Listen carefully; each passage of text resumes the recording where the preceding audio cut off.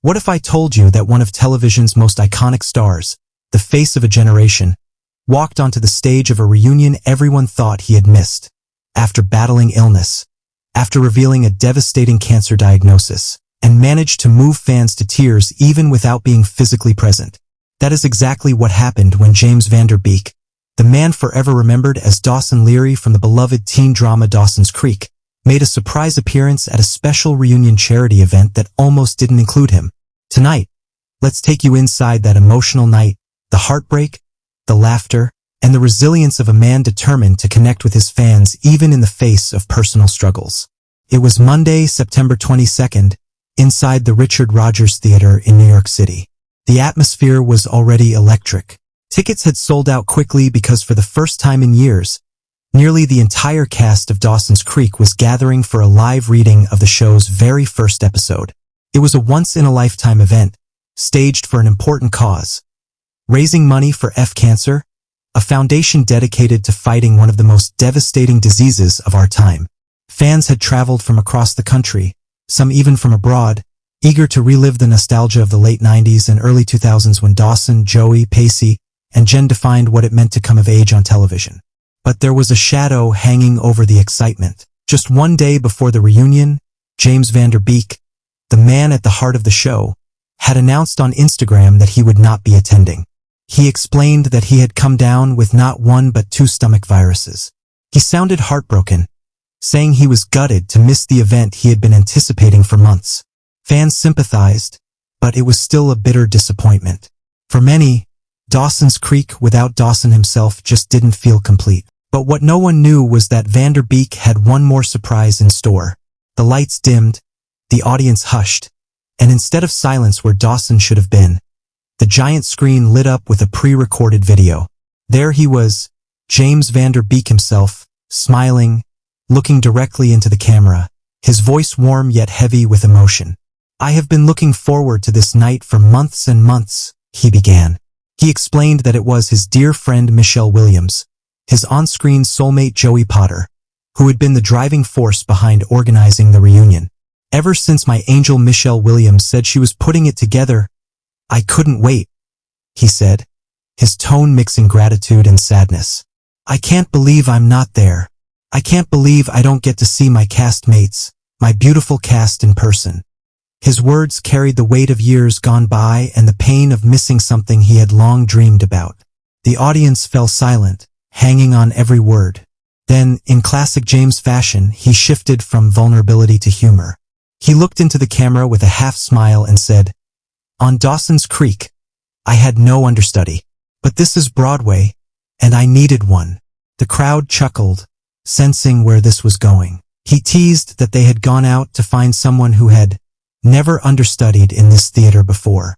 And then, with perfect timing, he introduced the man who would step into Dawson's shoes for the evening. Lin-Manuel Miranda.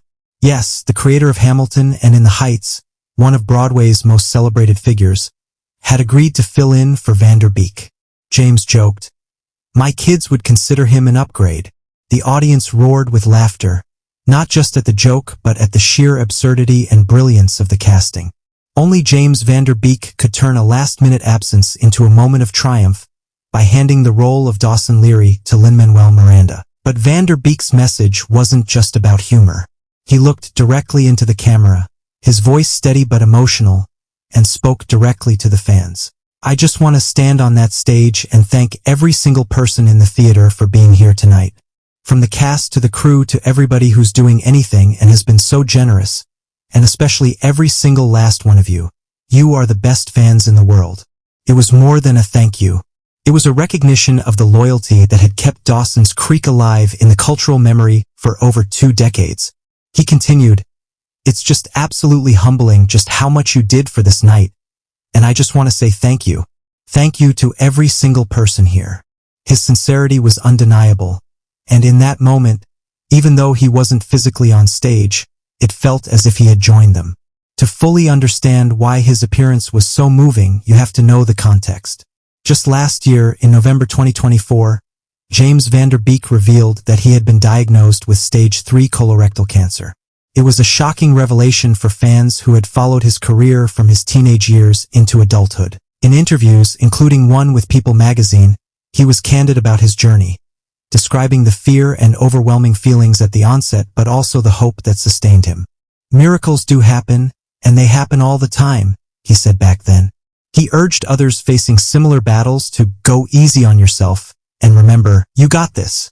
He credited his wife Kimberly and their children for being his anchor. "I've really been so blessed with my wife and kids. I've got a lot to live for, and it's a beautiful life." Those words echoed in the minds of fans as they watched him on screen that night, aware of the health challenges he had endured and the strength it took to keep going. And his family wasn't just mentioned, they were part of the event. Although James himself couldn't be there, his wife Kimberly and their children did attend. In one of the most heartwarming moments of the night, they joined the cast on stage to sing Paula Cole's "I Don't Want to Wait," the song that served as the theme for Dawson's Creek and remains etched into the memory of anyone who grew up watching the show. Imagine the scene. Michelle Williams, Katie Holmes, Joshua Jackson, Busy Phillips, and so many others, standing hand in hand with James's family, singing the anthem of their youth in a theater filled with cheering fans. It was more than a song. It was a statement of solidarity, of love, of community that extended beyond the actors to the audience and to James himself, who surely was watching from home with pride.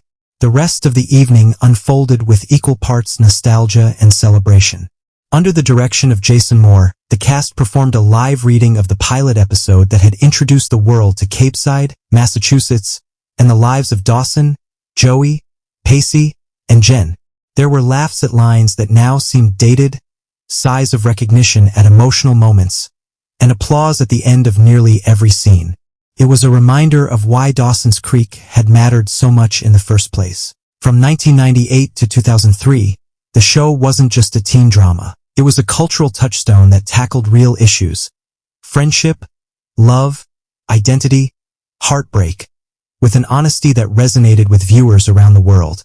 Seeing the cast together again brought all those emotions rushing back. Producers Carl Ogawa, Michelle Williams, Thomas Kail, Maggie Braun, Kevin Williamson, and Greg Berlanti had worked tirelessly to make the event happen, and it showed in the details. The theater glowed with warmth, the atmosphere felt both intimate and grand, and the charity's mission was front and center. Every dollar raised went toward cancer and toward supporting James himself in his ongoing journey with illness. It was a night of entertainment, yes, but also a night of purpose. As the evening drew to a close, there was a sense that something bigger than television had happened. This wasn't just about revisiting a TV show that had ended over 20 years ago.